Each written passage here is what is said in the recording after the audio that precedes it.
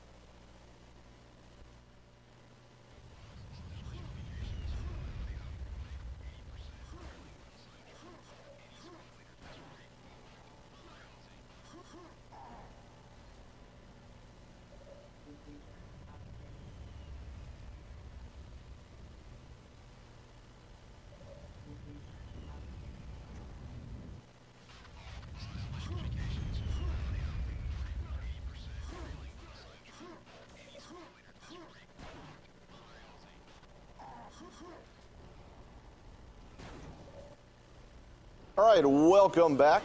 Thank you for watching that quick commercial.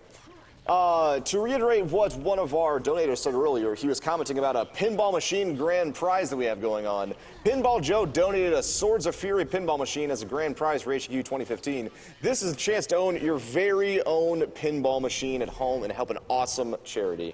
Because this is a very special prize, a minimum bid is $50 with up to 4 bids for $200. Pinball Joe has also provided pinball machines at the AGDQ venue for people to play. Throughout the marathon, you can watch AGDQ attendees speedrunning pinball for new world records at pinballdonequick.com. Thank you very much for the Yeti for their sponsorship of us. The Yeti is a t-shirt site featuring an awesome new design every 24 hours for a low price. The Yeti has partnered with us for AGDQ 2015, offering an array of shirts with $3 from every unit sold going to the Prevent Cancer Foundation. Check out the collection at www.theyeti.com/gamesdonequick. There are some phenomenal shirts there. They look awesome. I highly, highly recommend them. Once again, if you do subscribe to the Games Done Quick Twitch channel, you do in fact have everything that you're donating or subscribing to going to PCF, the Prevent Cancer Foundation.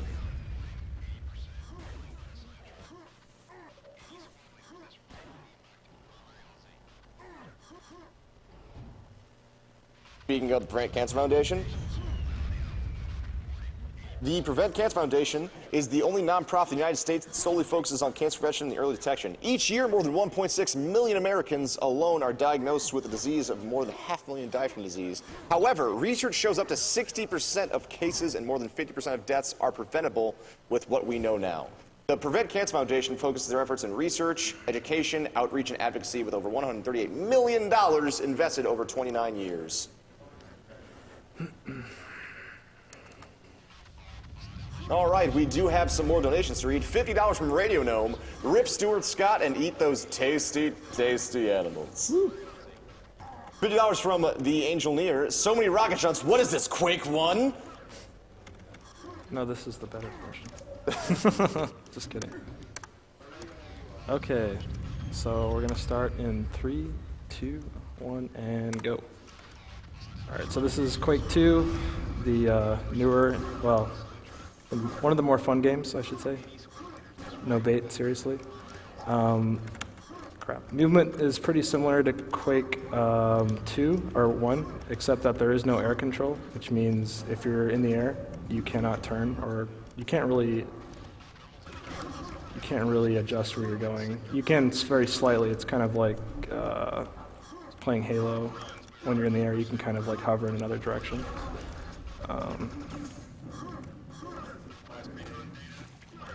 So basically, some of the very long jumps we're going to do, we're basically just flinging ourselves in that direction. Some of you might be familiar with some of the older segmented runs on SDA, but in the current single segment in RTA is where a lot of the development has been going. So you might be wondering, like, how did I just fly off a barrel right there? That was actually a double jump. Oh, flew into a laser. Great job. Just touched the laser again. I might be wondering, it's a double jump combined with a barrel explosion. You can object boost off of barrels in this game, basically jumping and then jumping again, and linking successive jumps. You can get some pretty crazy height and also some pretty extreme speed that way. And then if you combine that with the exploding barrel, you can get some pretty extreme height. So yeah, in terms of development, in the past year or so, this game has gone from about a 26-minute run to about a 22-minute, 30-minute run, using just new strats and new routing. The main guy behind that is a guy named Adam753, or Adam_753. There's also been some new routing done by a guy named Straightburn, so I'd recommend checking him out. Okay, we're kind of low in health. Let's see if we can get through this spot. We have to do some successive grenade jumps in the coming section, so it helps to have enough health, basically, to survive them. Can't see the grenade. Got it, sweet. So you saw I just pulled out the stun gun and shot 3 times. The reason we do that is because using the grenade ticking sound effect is pretty inconsistent, because sometimes the grenade will tick 3 times, sometimes it'll tick 4 times before exploding. So it's kind of difficult to time just by sound. So we use the stun gun. The skip coming up is actually it was popularized by a guy named Xcrem, I believe. Basically what we're going to be doing is we're going to be just doing a quad damage grenade jump. And this wouldn't have been possible if he didn't figure out that we really need armor to do it, because before that it was basically TAS only. And this is one part why it's important to have enough health, because we're going to be doing 2 successive grenade jumps.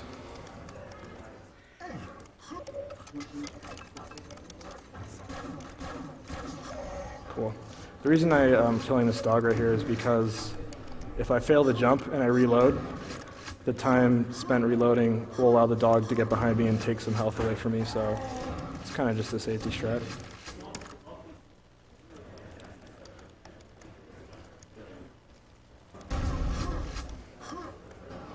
So the skip coming up, basically what we're going to be doing is going to throw some ammo boxes on the door, and that will stop it. Just long enough to get out.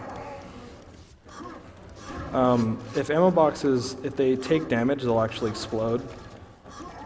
So while they will stop the door, they'll only stop it long enough for them to explode. And sometimes that dog will run under the door, so sometimes it's not even necessary. If you're interested about the engine I'm using, I'm actually using a source port. It's called Qt Pro. It offers some pretty significant advantages over using the vanilla engine for Quake II. Basically instant loading, instant quick saving, reloading, which allows basically doing some very hard, very difficult strats. So basically being allowed to repeat them is pretty valuable. Forgot to shoot that guy.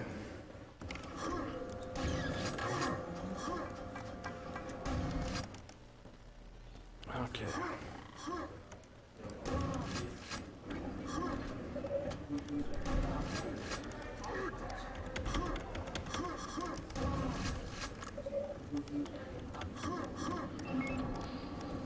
Yeah, you'll notice I might be quick saving a lot. There's more than a few locations where if I would fall off a bridge or something, it would cost, upwards of 20 seconds just to get back on route, so it's just easier to save in case I mess that up.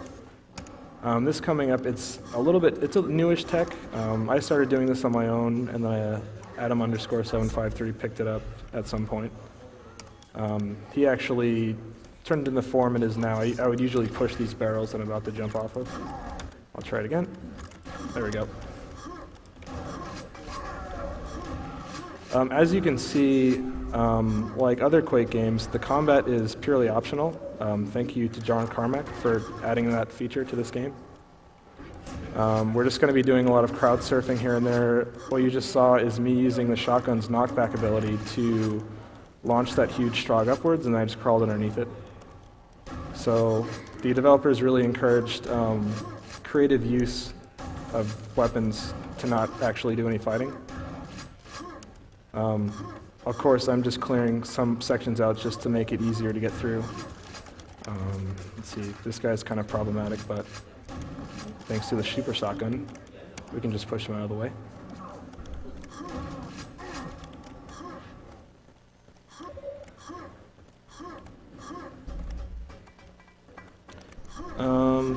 You could probably do a donation comment really quick. Awesome. I have $100 from Peter saying, "Hi, Ken from Mom and Dad." Well as $3 from Nicholas. It's a great thing you're doing for charity. Been watching AGDQ for ever since 2013. Haven't looked hooked ever since. Tripmind is a godly speedrunner. I can't wait to watch this Quake II run. Good luck with the run, and together we'll beat cancer. Thank you. Based.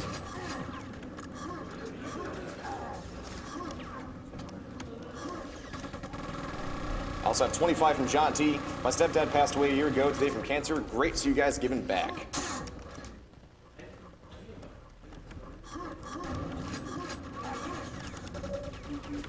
Also, thank you for the $25, Connor, too. Hi, guys. Thanks for you setting up an awesome event for a great cause. 2 years ago, I was diagnosed with leukemia. It's people like you and those who donated, which helps kick cancer's ass.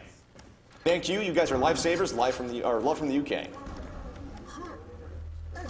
One thing you might notice about this game, well, I surely do, is it's very snaggy, which means a lot of the map geometry is going to grab you, like, lots of sharp edges. They really like to use their, blocks. They really wanted to make it high poly count for its time, and I guess it is, but it kind of works against you. You're always getting snagged on, like, corners and stuff. So if you ever thought about speedrunning this game, not getting snagged is one important part of speedrunning this game.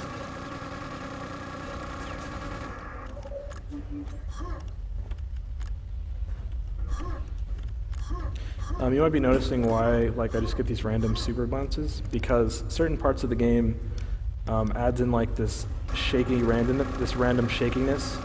So basically, it just makes the character shake or bump in some random direction, and sometimes that matches up with the direction you're moving, and you just do a super jump.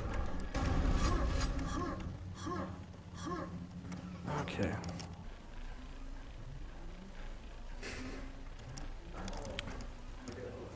Okay, let's see if I can get this jump.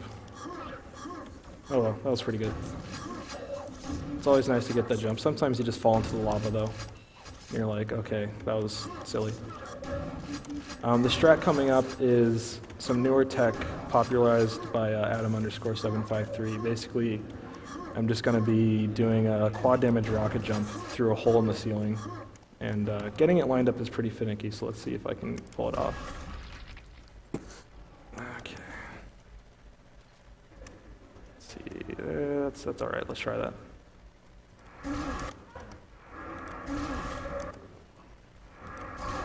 Let me see, let's go down. There we go. So like, what, 3-4 tries? Not bad. You basically have to get the right angle, you have to be standing in the right spot, and you have to be pointing in exactly the right orientation. It saves, I would say, about 20 to 30 seconds, and the skip used before that one was popularized was even less consistent. So kind of one of the, I would say one of the most finicky skips in the game. That one, what we just did is the fan skip. That can be kind of finicky, although I traditionally haven't had much problems with it. Oh, just fell into the lava. Great job. Alright, so just a simple rocket jump. And let's see if I can get it. There we go. I had to turn to the left there for, basically this game doesn't let you aim straight down. When you have pretty much any gun out, you're going to aim slightly not all the way down. So if I was aiming completely at the wall, I would have rocket jumped away from the wall and I wouldn't have been able to make that jump. So that's why we turn a little bit, just so we can get onto the lip of that floor, whatever. So yeah, just a lot more crowd surfing here. You'd think that we would be doing a lot more bunny hopping. It's just that most of the corridors in this game are very short, so you're going to be able to jump like once or twice, and you hit a wall. So the strat coming up, this is another piece of tech that Adam753 popularized for me personally. We're going to be using an invulnerability and a rocket jump or a quad damage. And then we're just gonna, it basically saves about 10 seconds. It's pretty cool. Let's see if I can get it. Of course, getting over there is a lot harder than some other things. There we go.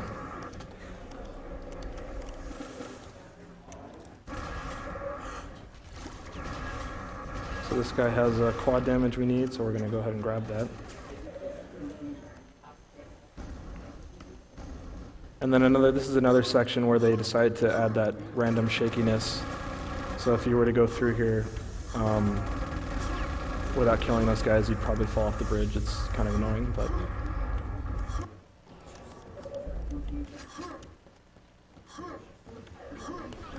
kind of like a little fun thing runners do is trying to get that adrenaline before the level ends, and I got it, so that's cool.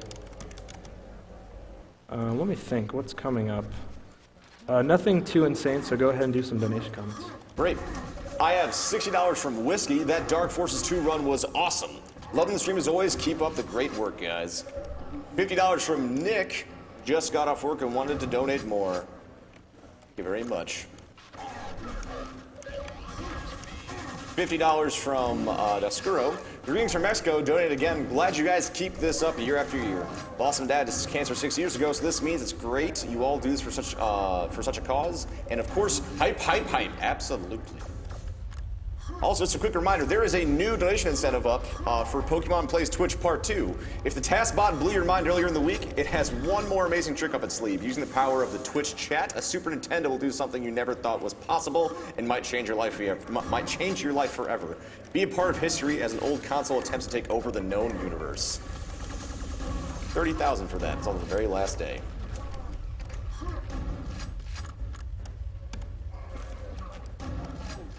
So what I'm about to do here is I'm hitting the switch which raises the platform, but there's a little rocket jump that's possible here, and it's just not that consistent. So this time I'm just going to wait for the platform. It's a pretty hard rocket jump.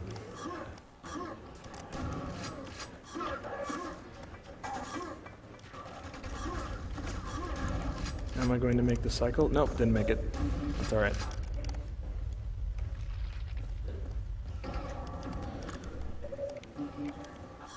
Let me think. Coming up, well, let me see. We're about to go to a level end. So I'm not exactly sure. And you get to see the whole level and look through a wall. Or can you? Huh. Usually the camera moves right when you go to that end screen, and it'll show you like the whole level like poking through a wall. It's kind of interesting. But that time it didn't happen, so... One of the advantages about this engine is that it skips cutscenes in between units. It actually just doesn't load them at all. So, but, you know, it's fast. So actually after this run, I'm going to load up the vanilla engine, and I'm going to show you guys the ending cutscene just for fun.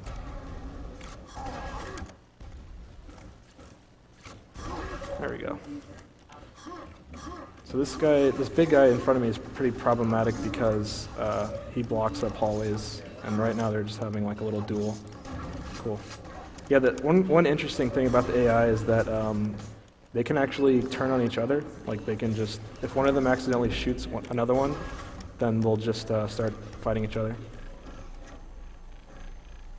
This skip coming up, what we're actually doing is we're hitting a level trigger, a loading trigger. It's a volume sticking out of the ceiling, and what it does is it triggers this door in front of me to blow up, and it'll let me out of the level. Okay, and I always jump on that ledge just so I can make it a little bit more consistent. Normally you'd have to go into another room, activate a gun. The gun will shoot a reactor core, and then you can leave the level. But somebody found that trigger sticking out of the ceiling, and that's basically how we solved that level now.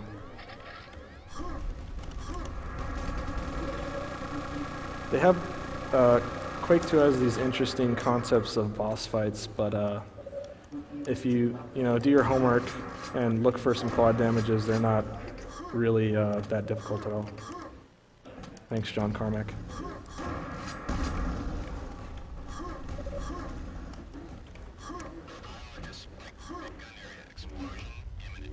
Let me think. Yeah, the level coming up, I think it's the torture chambers. Nothing really insane there, just a lot of crowd surfing, so go ahead and do some donations. Great. I have $25 from Diago. Hello from Portugal. I wanted to donate last year but didn't have the money, but this year I felt like I had to since my dad died in October to kidney and bone cancer. Hope this money helps another mom and dad. Great cause and keep up the awesome work. Best regards. And then $45 from our very own Niglaria. Go fast! On behalf of the F-Zero crew, Runner's Choice. Based Niglaria.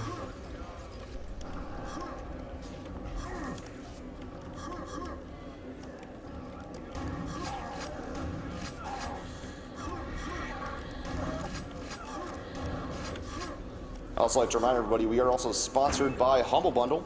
Check out the Awesome Games Done Quick bundle on humble.com. Pay what you want for up to 9 games, a Twitch Turbo subscription, a subscription to XSplit Premium, and exclusive merchandise, all while supporting Prevent Cancer Foundation. That's at www.humblebundle.com. This bridge here, for some reason, they decided to make it have like ice physics. So it's very easy to just like slip off and fall into a pool of acid. So just a little tip, speed tip.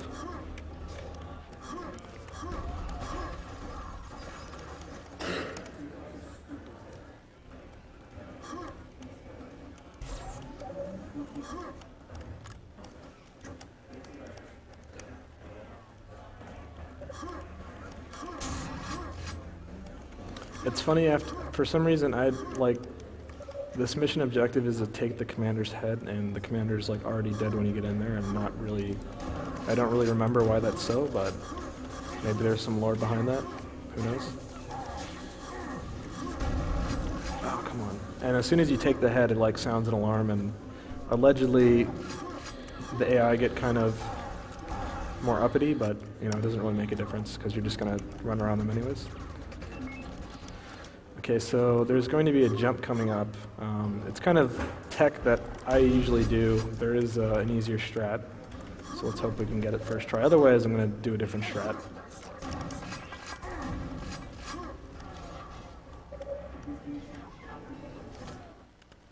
Let me see.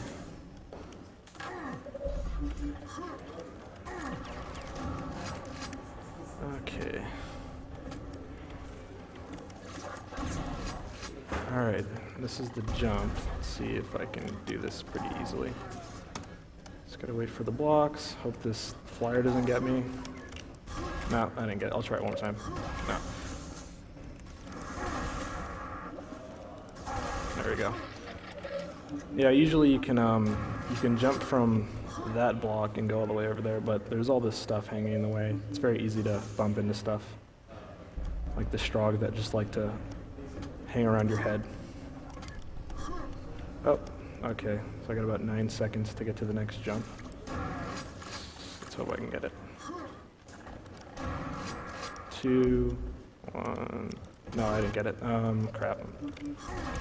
Yeah, basically if you use the quad damage over there, you have to very quickly get to the end because quad damages, they are budgeted, so there aren't really many that you can pick up later on, so you need to get to the end of this little level very quickly to do another rocket jump very quickly. And if you run out of time, well... Alright, we got time, there we go. And there we go.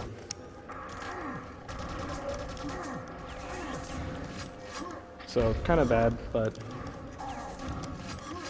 we got it.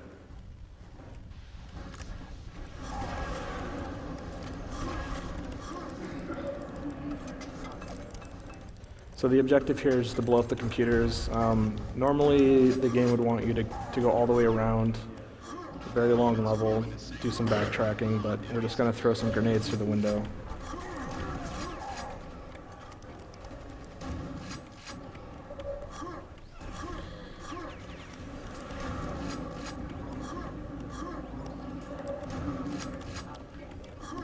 It's very important not to fall in that pool of water there, because for some reason it does not let you get out. No idea why. Let me see. Yeah, go ahead and do some donations. Great. I have $50 from Pookieman watching this Dark Souls 2, Quake II, DN3D. This is my adolescence in gaming and great fun to watch. Keep up the good work for the good cause. $20 from Iron Hand. I've donated forward to try and help find a cure for my mother's lymphoma. She passed away August 6th of 2014. Now I donate to find a cure for someone else's mother or father. Thank you very much. 50 from King of Moths. Loving the PC segment and the mind-blowing plays being made by the runners. Keep up the good work.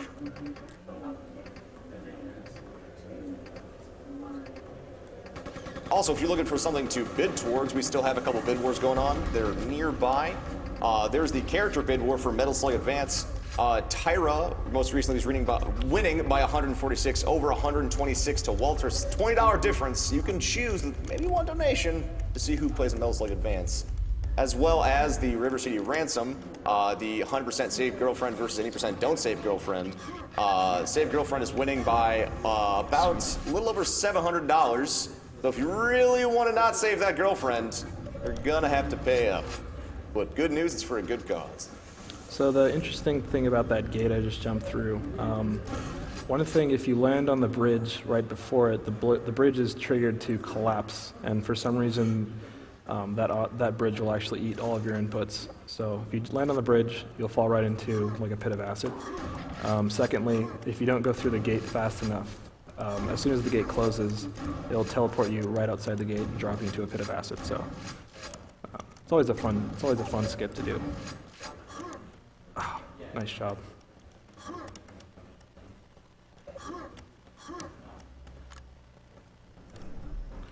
So we're actually heading into the final units of this game. We're going to see a few more rocket jumps here and there. Basically some backtracking.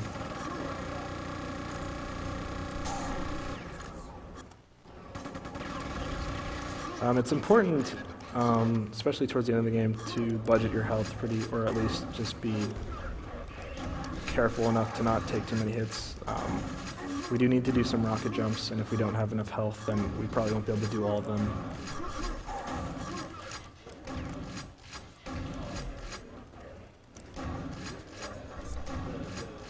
The reason I'm clearing out this section up here is because we need to go up the elevator and then come back down, and the AI has a tendency to clog this elevator.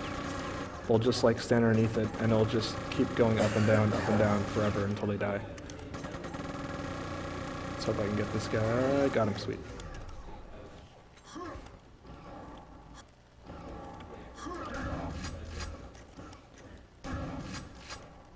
There is an alternate route to get to the objective here.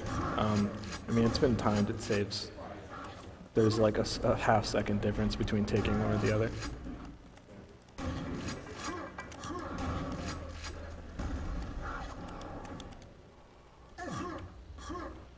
Also, shout outs to my boy Lurk. He couldn't make it. He just has a hard job, so shout outs to him. Shout outs to Skeleton Bill. Oh, this is where I usually do this. Yeah, these floating red dudes, they can really eat up some health very quickly if you're not too careful.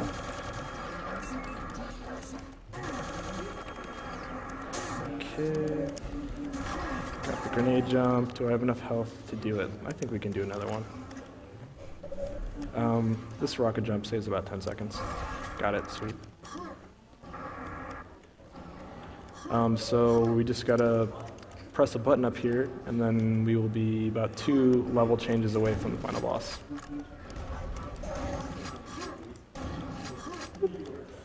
As I said earlier, yeah, it's really easy to get like snagged on corners and stuff. Lots of fun.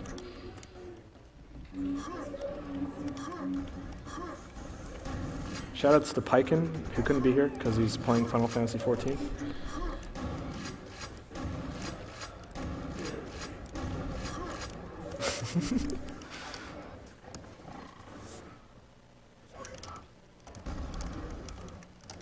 Cool.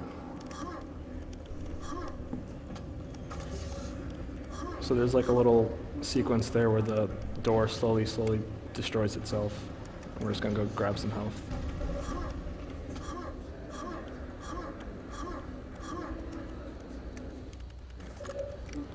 Cool. That rocket jump saves about like 4 or 5 seconds. And even if you get that little platforming section very smoothly, you still have to wait for the elevator. Tiny little bit of platforming here. It's kind of tricky, but you just gotta wait for it.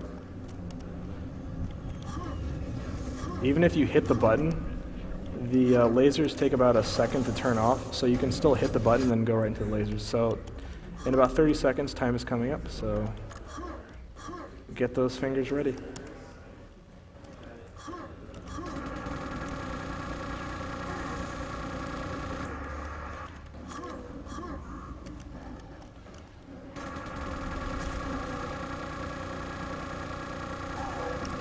I think he's dead. Yeah, he's dead. Cool. And time.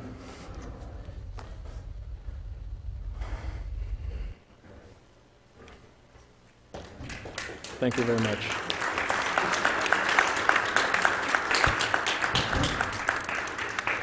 And then I'm just going to show off the ending cutscene, if it works. No, it doesn't work. Oh well. Yeah, for some reason the saves don't always actually, it might still work. Let me try that again. The quick saves sometimes don't always transfer over. Let's try that. There we go. We're going to show off the final cutscene.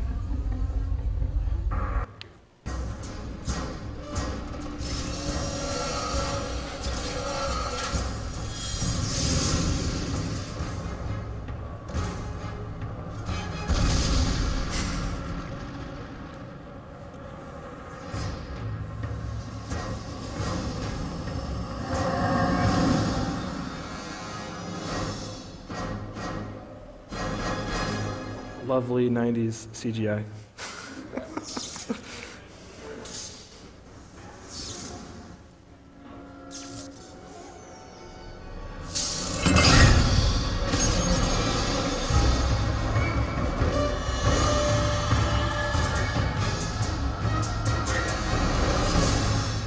Cool. Thank you very much. All right.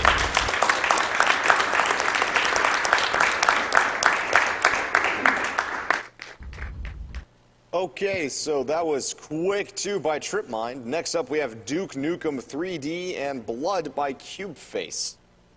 We'll be taking one quick commercial break until then, so we'll see you back in a little bit.